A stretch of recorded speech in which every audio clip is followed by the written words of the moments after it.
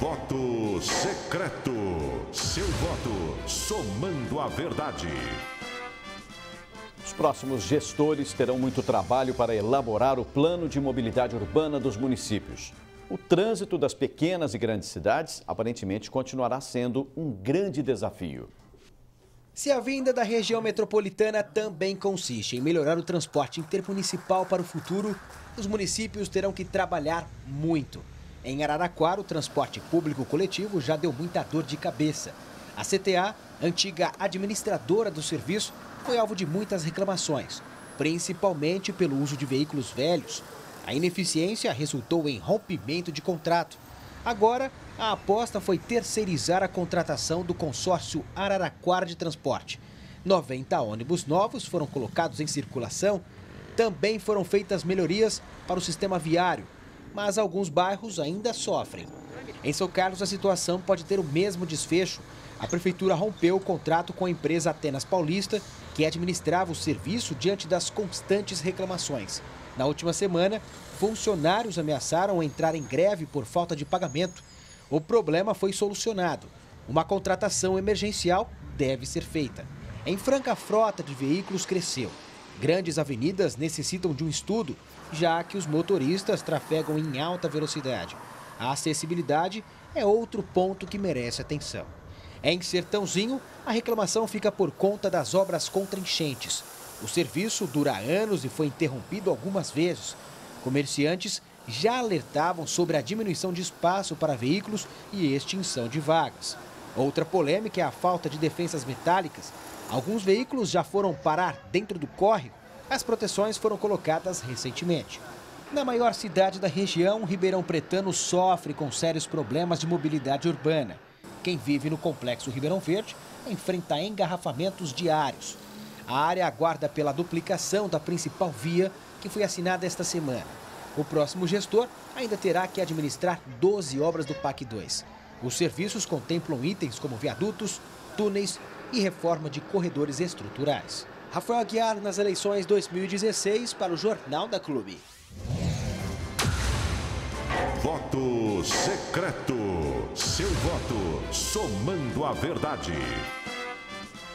A Prefeitura de Araraquara informou que a demanda já foi encaminhada para a Secretaria de Trânsito e Transportes, que vai enviar ao local uma equipe que faz o serviço de sinalização.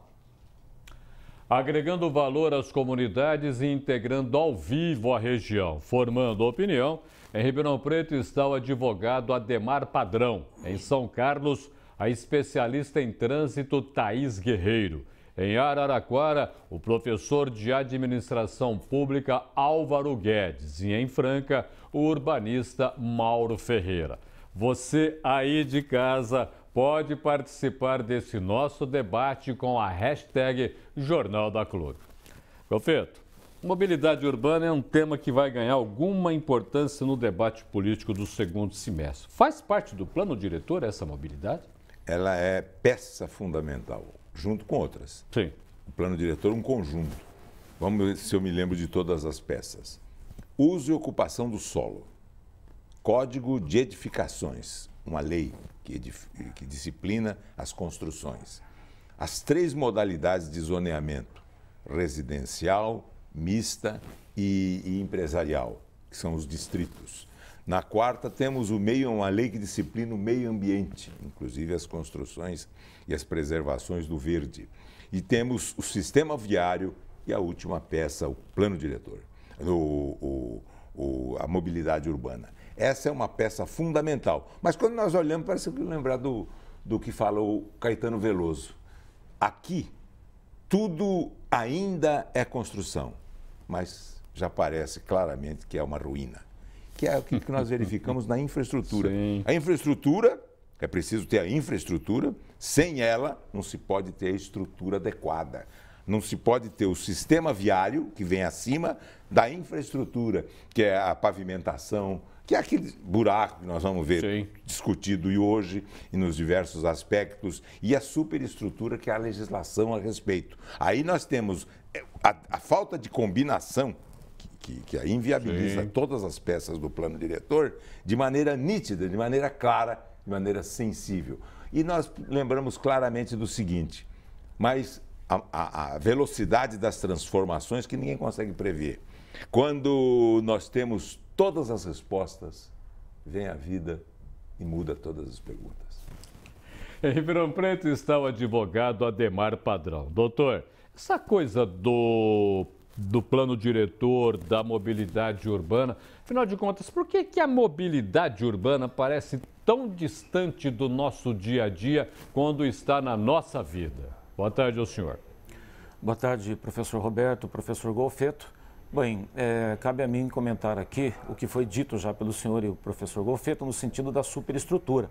E falando agora dos próximos gestores, porque não só prefeito, estamos aqui tratando também da Câmara de Vereadores, porque dependemos muito deles, a eficácia das medidas que serão adotadas, acredito eu. Então, respondendo à sua pergunta, na questão legal, nós assistimos o quê? O descumprimento das regras por parte dos gestores, principalmente do Executivo, e nesse sentido a gente acaba não conseguindo receber aquilo que nós esperamos e aquilo para o que nós pagamos os impostos, as taxas e os tributos diversos. Infelizmente, na minha análise, eu digo infelizmente, o que acontece na verdade é isso. Os gestores estão aquém da nossa necessidade e, infelizmente, os próximos gestores terão aí um ônus muito pesado, aí um legado difícil de resolver, que penso eu, inclusive, não tem que ser resolvido. Ele tem que ser preparado para os próximos, aí sim, fazermos o que está escrito na Constituição Federal, no artigo 182, que trata da ordem social voltada ao bem comum,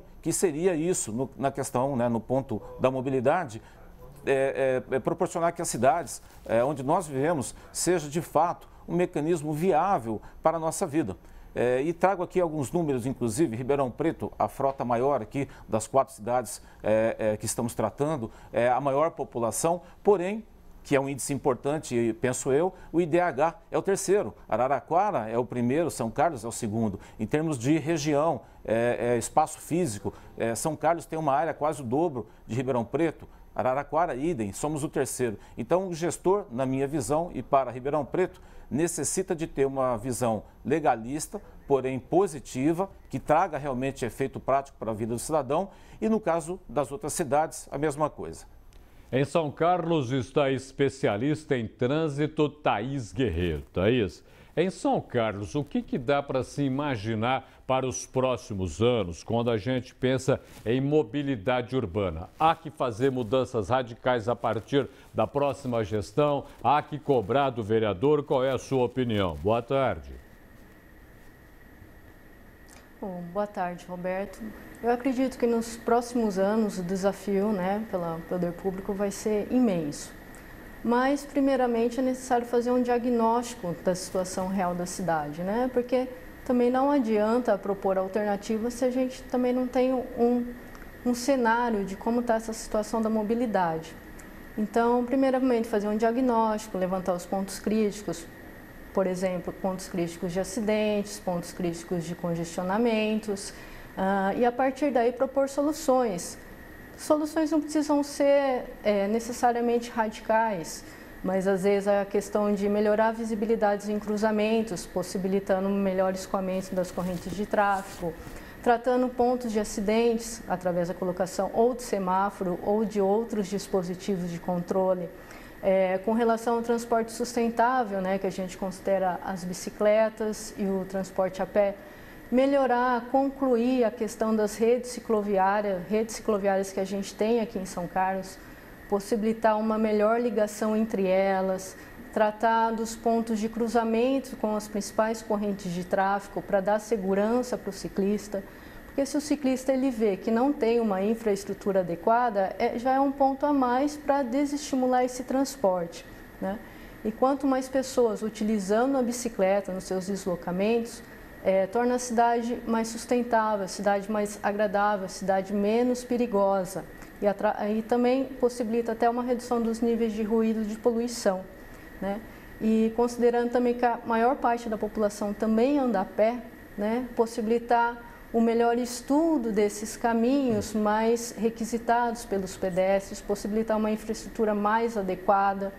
na questão do transporte coletivo, rever essa questão das linhas que atendem aos principais polos, Perfeito. Daqui a realizar pouco... um levantamento de pesquisas das linhas mais carregadas e propor melhorias nessas linhas. Perfeito. Eu vou agora até Araraquara conversar com o professor de Administração Pública, Álvaro Guedes. Professor, administração pública, mobilidade urbana e também plano diretor. Nessa mistura toda, o que esperar para Araraquara a partir da próxima administração? Boa tarde ao senhor.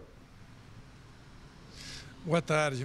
Bom, essa mistura toda impõe vários desafios, não tem dúvida nenhuma.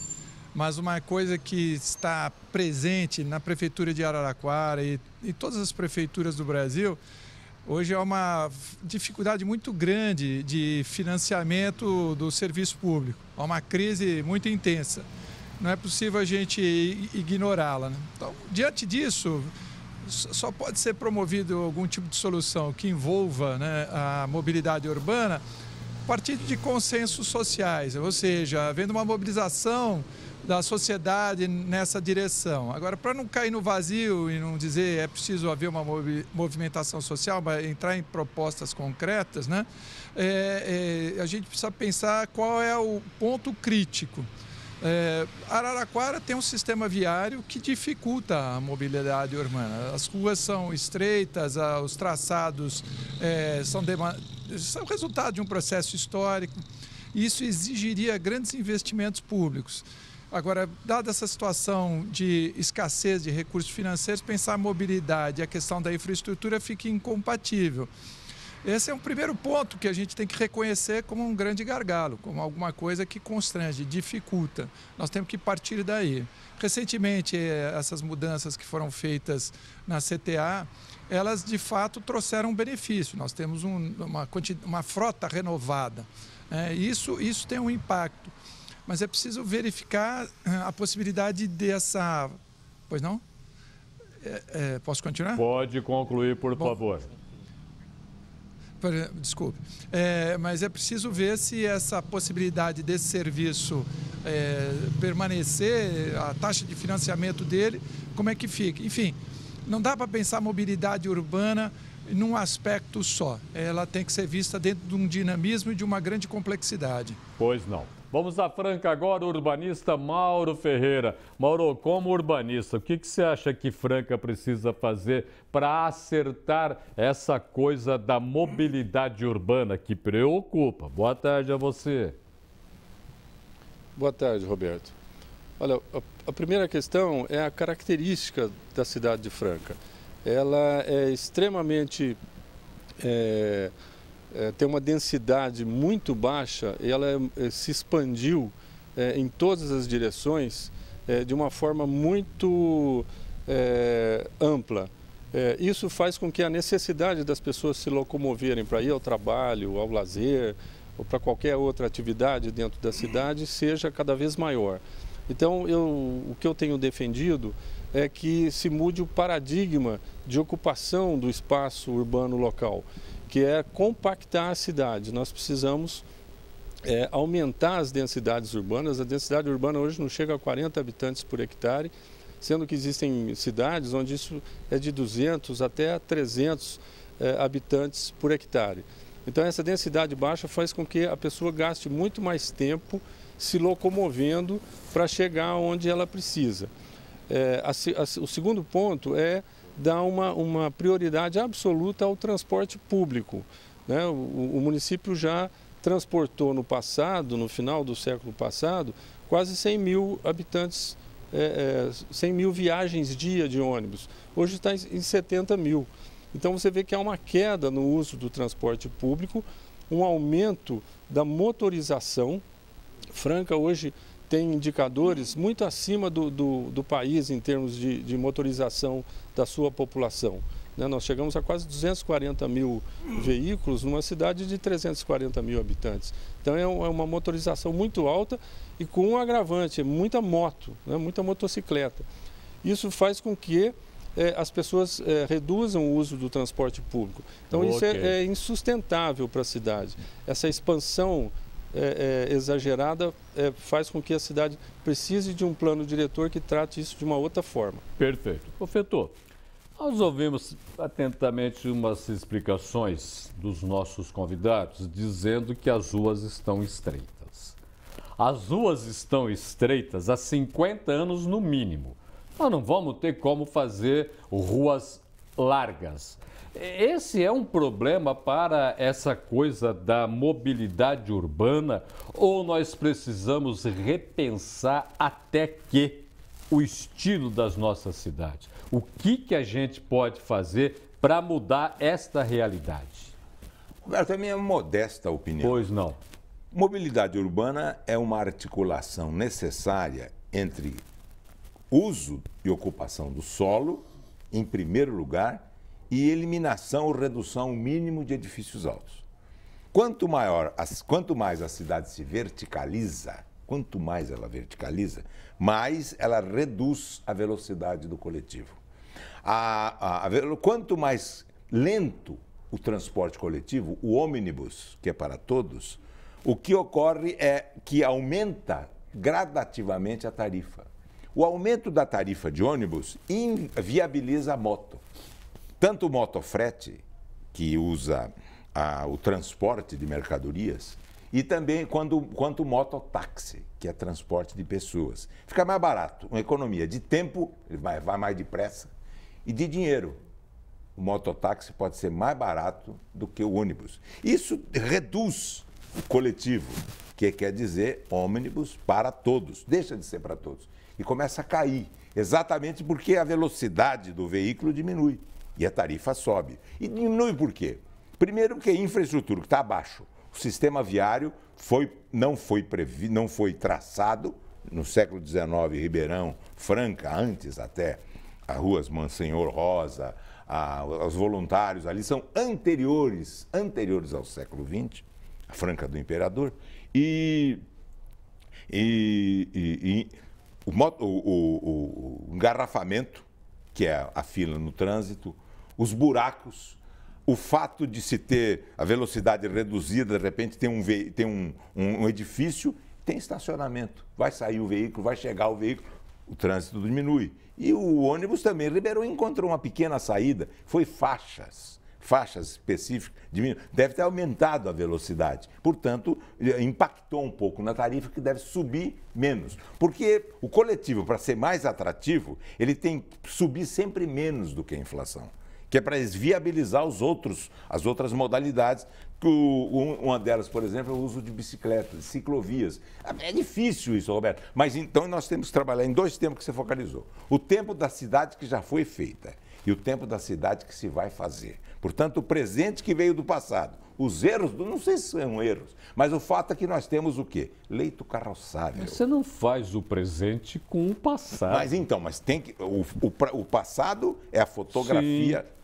A conta-gotas do presente. E partindo do passado, os erros cometidos. Por exemplo, nós tivemos no século XX o veículo, certo? E era tração animal. Tanto que as ruas de Franca, de Ribeirão Preto, de Araraquara e muitas de São Carlos também, nós temos o quê? O leito carroçável, de carroça. Nós não temos acostamento. Os veículos param ali, mas é como se nós parássemos na estrada, na antiga estrada que passou a ser rodovia. Sim. A estrada está para a rodovia, como o transporte entre municípios e entre estados, como o leito carroçável está na cidade antiga. Então nós precisamos começar a construir uma cidade diferente, articulando o uso do solo com o edifício. A cidade tem que ser mais horizontalizada. E por que verticaliza? Essa é uma questão fantástica. Por que foi o centro de Ribeirão que se verticalizou antes, o centro de Franca, de Araraquara, de São Carlos, o centro de Sertãozinho verticalizando antes? Porque o terreno valoriza. Então, numa construção, o terreno representa de 15% a 20% do valor final. Os outros são mão de obra, materiais e projeto. Bom, aí o terreno fica muito caro, 30%, 40%. Verticaliza, que é para exatamente dividir entre os proprietários, dilui um pouco o custo. 3%, 8% da fração ideal do terreno. É isso que vê. Agora, precisa de planejar. Por isso que planejamento pressupõe o logo parto. É um pé no presente e um olho no futuro. Que futuro. E que futuro. Em Ribeirão Preto está o advogado Ademar Padrão. Doutor Ademar, olhando as nossas situações na periferia, no centro, nos novos empreendimentos, o que sobra para a Câmara Municipal, por um exemplo de Ribeirão Preto, na hora de pensar na tal da mobilidade urbana? Por que nós tratamos esse assunto como se tivesse muito separado quando ele está no nosso dia a dia? Quem erra, o cidadão ou quem está como vereador na Câmara ou o prefeito municipal? Professor Roberto, em relação a isso eu penso o seguinte, nós falhamos inicialmente porque nós não exercemos plenamente a cidadania e quando falamos de democracia participativa, na prática nós não participamos, então o primeiro erro somos nós. Porém, na nova realidade que está chegando no Brasil, assistimos isso desde 2013, inclusive eu falei com o senhor aqui em outra matéria, em outra realidade sobre isso. Então, temos que cobrar. Cobrar de quem? De quem, na verdade, nos representa diretamente, que são os vereadores, que no caso da mobilidade não estão cobrando. Quem? O Poder Executivo. Então, veja, é uma cadeia de omissões, começa com nós, cidadão, e passa pelo Legislativo, que não tem cobrado Executivo. Exemplo prático de Ribeirão Preto é muito simples. Plano de mobilidade urbana, não temos. Temos um bom estudo, que a Prefeitura chama de plano, mas não é um plano porque desrespeita a Lei 12.587 de 2012, que exige uma gestão compartilhada, inclusive na formação dessa mobilidade. Isso não foi discutido com a cidade. Então, quer dizer, o principal elemento da participação é o cidadão. E isso não foi dado a ele, no caso de Ribeirão Preto, e vejo também em algumas outras cidades aqui da região. Então, Câmara Municipal, exemplo da Catedral, o que foi feito, editado uma lei, na verdade, que sabidamente pela Câmara Municipal não tinha essa competência material para editar. Eles tentaram fugir da excomunhão do pároco e acabaram esquecendo que quem julga lá no final é Deus. Então, não adianta esse tipo de papel de Câmara Municipal na nossa cidade e nas outras cidades. Tem que ser algo efetivo. A cobrança, na forma da lei, para somar, não para poder brigar, tirar e causar um mal-estar dentro do corpo político. É isso que eu penso. Perfeito. Thaís, aí em São Carlos, o que a gente tem que pensar para frente no trânsito da cidade? Olha, Roberto, eu acredito que, na minha visão, essa questão do trânsito, a gente tem que repensar as modalidades, Repensar a questão do transporte público, verificar quais são essas linhas. Um avanço, eu acredito que já seja a implantação das faixas exclusivas, a extensão da faixa exclusiva ao longo da Avenida São Carlos, que é um dos principais eixos de transporte coletivo, fazer realmente um novo estudo, sobre as correntes de tráfego, sobre as linhas, as principais vias que são utilizadas pelos usuários, Lógico que a população também tem que ajudar o poder público, porque muitas vezes o poder público não tem um contingente suficiente para estar na rua fazendo os levantamentos, para estar em contato com a população. Então, a população, muitas vezes através dos vereadores, encaminhar sugestões, encaminhar pedidos e através de uma ação conjunta entre todos, conseguir melhorar a questão da fluidez do trânsito, E fora isso, também são necessários muitos recursos, Muitas vezes o poder público municipal não tem essa fonte de recursos. Então é necessário também ter intervenção junto, aos deputados, para conseguir os recursos via governo federal. Eu vou agora a Araraquara conversar com o professor de Administração Pública Álvaro Guedes. Professor, afinal de contas, de quem é a responsabilidade na hora de querer uma cidade que todos possam andar e ter efetivamente liberdade para isso? Do cidadão ou da parte política? O cidadão também não tem a sua política? Não é possível separar uma coisa da outra, o cidadão da política. Política e cidadão são partes constituintes do mesmo fenômeno, não é possível. Agora, o que a gente consegue perceber por esse debate, que está sendo muito rico e interessante, é uma infinidade de informações que a gente precisa considerar nesse processo de mobilidade urbana. Agora, parece até pelas falas, que há um consenso, não se pode ver isso de maneira isolada. cabe ao prefeito, cabe ao deputado, cabe à União. Cabe a um conjunto e a uma interação de forças, não há dúvida nenhuma. Mas eu penso que é a hora da gente estar numa direção de uma certa criatividade. Por exemplo, o que foi sugerido há alguns anos atrás e que deu tanta movimentação política foi a questão de não cobrar nenhuma tarifa de ônibus urbano. Naquele primeiro momento houve um choque, houve toda uma tensão contrária a uma proposta como essa. Eu pessoalmente sou favorável a uma proposta dessa, mas não por aqueles que trouxeram ela. Sou favorável porque existem experiências em cidades europeias similares. Na medida que você consegue ter o transporte urbano coletivo gratuito, você tem uma série de outras economias na cidade, né? Principalmente na questão ambiental. Então, é possível pensar alguma coisa desse sentido. Agora, por que trazer uma proposta como essa? Para fazer provocações. Para fazer provocações no sentido da gente fazer um exercício de criatividade. Nós estamos diante de um problema que é complexo, multifacetado, envolve a atuação conjunta e articulada de vários atores. Então, vamos pensar dessa maneira. Trazendo uma proposta como essa pode talvez ser uma solução para a gente. Eu até acredito nela, acredito na viabilidade econômica dela, né? Porque nós podemos fazer coisas diferentes a partir de uma proposta também diferente. Acho que é por aí. Vamos à Franca agora, eu quero falar com o urbanista Mauro Ferreira. Mauro, como urbanista, que futuro você prevê para a Franca? Olha, eu volto a repetir aquela mudança de paradigma. O Franca tem uma tradição rodoviarista, de fazer viadutos, avenidas, e isso é insustentável para o futuro. O que eu penso é que tem que levar em conta os outros modais. O andar a pé, que na verdade a maior parte das viagens urbanas são feitas a pé, e as nossas calçadas são intransitáveis. Franca é uma cidade com uma topografia bastante acidentada, uma cidade antiga, né, como já foi dito aí, e portanto tem que fazer adaptações nessa rede de calçadas, de passeios. Muito bem, muito obrigado. Integraram a região na edição deste sábado do Jornal da Clube. Em Ribeirão Preto, o advogado Ademar Padrão. Em São Carlos, a especialista em trânsito Thaís Guerreiro. Em Araraquara, professor de administração pública Álvaro Guedes. Em Franca, urbanista Mauro Ferreira. Golfeto, 1 minuto para a gente encerrar a nossa conversa, por favor. Ouvimos tanto sobre plano diretor, mudar o quê? Quando o prefeito Pereira Passos mudou de maneira fantástica no Rio de Janeiro, Machado de Assis registrou na literatura aquilo que é importante para se conhecer o urbanismo. Mudaram a cidade ou mudaram de cidade?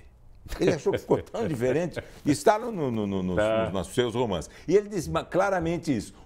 Os arquitetos e os urbanistas modernos, isso começou no século XX, os atuais são contemporâneos, eles diziam o seguinte: é preciso mudar a cidade a partir do urbanismo, que é uma ciência, e não a partir da arquitetura, que é uma arte. Na verdade, Vila Novas Artigas dizia o seguinte: a felicidade de um povo pode ser medida pela beleza da cidade onde ele mora. É uma realidade. É uma realidade. E a cidade tem alma, é bom não esquecer. Isso. Muito obrigado pela sua participação no Jornal da Clube. Eu que agradeço a sua colaboração, Roberto. Muito obrigado. Obrigado.